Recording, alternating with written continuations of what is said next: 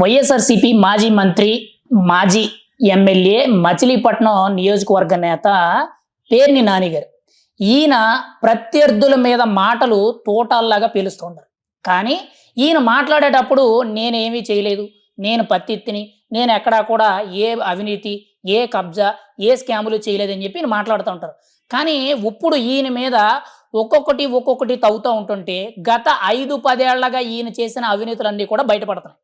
ఈయన గతంలోనే ఆల్రెడీ 2500 మందికి ఇళ్ల పట్టాలు, నకిలీ ఇళ్ల పట్టాలు దొంగ రిజిస్ట్రేషన్లు చేయించుకొని తన పేరు మీద, తన కొడుకు పేరు మీద మార్చుకున్నారని చెప్పి కొన్ని ఆరోపణలు రావడం జరిగింది. ఏపీ విజిలెన్స్ ఎంక్వైరీలో రిపోర్టు బయటకు రావడం జరిగింది. ఇది పక్కన పెడితే అండ్ మెయిన్‌గా పేర్ని నాని గారి భార్య జయసుధ గారు ఎవరైతే ఉన్నారో ఆవిడ పేరు మీద ఉన్న గోడౌన్లు ఏవైతే ఉన్నాయో ఆ గోడౌన్లు అనేవి రాష్ట్ర సివిల్ సప్లయర్స్‌కి గోడౌన్లు అద్దెకివ్వడం జరిగింది. వాటిల్లో దాదాపుగా 8,000కు పైగా బస్తాలనేవి ధాన్యం దొంగతనం జరిగింది. సుమారు ఎంత తక్కువ లేదన్నా గానీ 3 కోట్ల రూపాయల వరకు కూడా విలువ చేస్తదని చెప్పి ప్రెజెంట్ సివిల్ సప్లయర్ మినిస్ట్రీగా ఉన్న నాదెండ్ల మనోహర్ గారు రీసెంట్‌గా దాని మీద కేసు ఫైల్ చేయడం జరిగింది. ఆల్రెడీ అప్పుడు కుటుంబంతో సహా పరారీలోకి వెళ్ళడం జరిగింది. తర్వాత బెయిల్ తెచ్చుకొని ఆ డబ్బులన్నీ కూడా మళ్ళీ తిరిగి కట్టడం అయితే జరిగింది.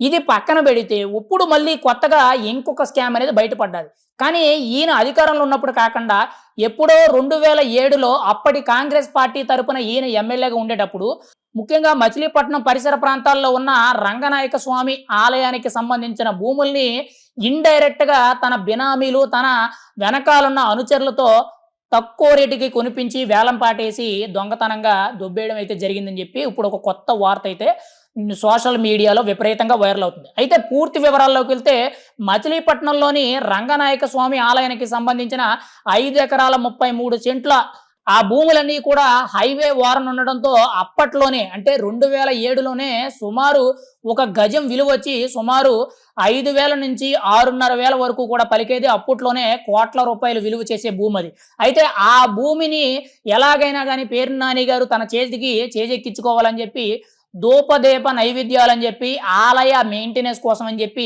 వేలం పాట వేయించడం జరిగింది. వేలం పాట వేయించి తన అనుచరులు, తన బినామీలు ఎవరైతే ఉన్నారో వాళ్ళ చేత తక్కువకి కొనిపించడం అయితే జరిగింది. అయితే ఆ వేలం పాట జరగక ముందే కూడా పేర్ని నాని గారి అనుచరులు ఎవరైతే ఉన్నారో ముఖ్యంగా వెంకటరమణమూర్తి అండ్ మెయిన్‌గా లింగమనేని ఇలా కొన్ని పేర్లు ఏవైతే వినిపించినాయో వీళ్ళందరూ కూడా బయట ఆ ఆలయానికి సంబంధించిన భూముల్లో 3 ఫేస్ హై టెన్షన్ వైర్లు అనేవి ఉన్నాయి. వాటిని ఖచ్చితంగా తొలగించడం అనేది కుదరదు. ఆ భూములు కొనుక్కున్నా కానీ రేపొద్దున రీసేల్ వాల్యూ ఉండదు అని చెప్పి బయట ఒక నెగెటివ్ వార్త అనేది పుట్టించి అక్కడ పెట్టిన వేలం పాట ఏదైతే ఉందో దానికి బయట వ్యక్తుల్ని, ప్రజలు ఎవరిని కూడా పాల్గొనకుండా చేయడం జరిగింది. అంటే ఒక నెగెటివ్ వార్తలు, తప్పుడు వార్తలు అనేవి ప్రచారం చేసి ప్రజల్లో ఒక అభద్రతాభావమైన ప్రచారాలు చేసి ఆ వేలం పాటలో పేర్ని నాని గారికి సంబంధించిన అనుచరులు ఎవరైతే ఉన్నారో సుమారు 4 నుంచి 6 వ్యక్తులు పాల్గొని తక్కువ రేటుకి దాన్ని పాడి అప్పట్లోనే 2,80,00,000కు దాన్ని కొనుగోలు చేయడం జరిగింది. అంటే అప్పట్లోనే అది దాదాపుగా 10 కోట్ల వరకు విలువ చేసే భూమి అయితే దాన్ని 2,80,00,000 వరకు కూడా పేర్ని నాని గారి అనుచరులు వేరే వ్యక్తుల పేర్ల మీద దాన్ని కొనుగోలు చేయడం జరిగింది. ఇప్పుడు వాటికి సంబంధించిన వివరాలు బయటపడడానికి ప్రధాన కారణం ఏంటంటే ఆ భూముల్లో 1.33 ఎకరాల భూమిని పేర్ని నాని గారి భార్య జయసుధ గారి పేరు మీద, తన మామగారి పేరు మీద ఇప్పుడు రీసెంట్‌గా రిజిస్ట్రేషన్లు అయినాయి అని చెప్పి ఒక వార్త అయితే చక్కర్లు కొట్టడం జరిగింది. దాని మీద ఏపీకి సంబంధించిన అధికారులు, ప్రభుత్వ పెద్దలందరూ కూడా విచారణ చేయడంతో మచిలీపట్నంలో ఉన్న రంగనాయక స్వామి ఆలయానికి సంబంధించిన భూములనేవి 2007లోనే పేర్ని నాని గారు అప్పటి ఎమ్మెల్యేగా ఉన్నారు. అప్పుడు ఆయనకు అంత మంత్రి పదవులు కానీ ఆయనకు అంత సపోర్ట్ కూడా లేదు. కానీ అప్పట్లోనే ఇంత భూమిని కాజేశారు.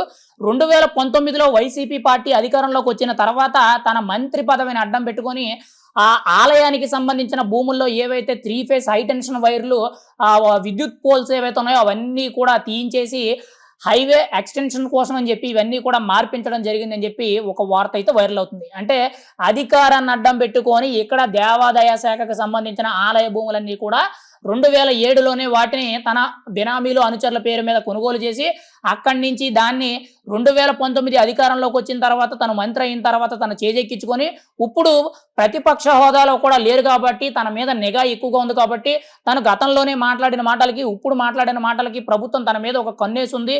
చాలా సందర్భాల్లో కూడా ఏపీ విజిలెన్స్ ఎంక్వైరీ అనేది తన మీద నిఘా పెడుతుంది కాబట్టి ఖచ్చితంగా ఈ భూములనేవి మళ్ళీ లాక్కునే అవకాశం ఉందని చెప్పి వాటిని రిజిస్ట్రేషన్ చేయించడం వల్ల ఇప్పుడు వాటికి సంబంధించిన వివరాలనేవి కొన్ని బయటకు రావడంతో ఇప్పుడు మీడియా అంతా కూడా ఆలయ భూములు కాజేసిన మాజీ మంత్రి పేర్ని నాని అనే విధంగా కొన్ని వార్తలు అయితే వైరల్ అవుతున్నాయి. మరి ఇదే పేర్ని నాని గారు గతంలో నేనే తప్పు చేయలేదు, దమ్ముంటే నిరూపించండి, మీ టీడీపీ కూటమి నాయకులందరూ కూడా దమ్ముంటే నిరూపించండి, నేను రాజకీయాలకి శాశ్వతంగా దూరం అయిపోతానని చెప్పి పెద్ద పెద్ద డైలాగులు చెప్పారు. రీసెంట్‌గానే 2 నెలల కిందటేమో 2500 మందికి నకిలీ ఇళ్ల పట్టాలు ఇచ్చారు, ప్రజల్ని మోసనం చేశారు, వాళ్ళ దగ్గర నుంచి దొంగ రిజిస్ట్రేషన్లు చేయించుకున్నారని చెప్పి ఒక ఆరోపణలొచ్చినాయి. ఇప్పుడు ఈ ఆరోపణలొచ్చినాయి. అంటే పేర్ని నాని గారు పైకి మాట్లాడేది ఒకటి, ఎనకాల చేసేది ఇంకొకటి. ఏదేమైనా గాని ఇప్పుడు పేర్ని నాని గారు ఉచ్చు బీసింది. ఖచ్చితంగా దీని మీద ఏపీ ప్రభుత్వం ఇంకా పూర్తి ఎంక్వైరీ వేస్తున్నట్టు కొంత సమాచారం అయితే తిరుగుతుంది. ఒకవేళ ఇందులో సరైన ఆధారాలతో ఆయన దొరికినట్లయితే మాత్రం ఖచ్చితంగా ఆయన ఈసారి జైలుకి వెళ్ళే అవకాశం అయితే 100కి 100 ఉంది.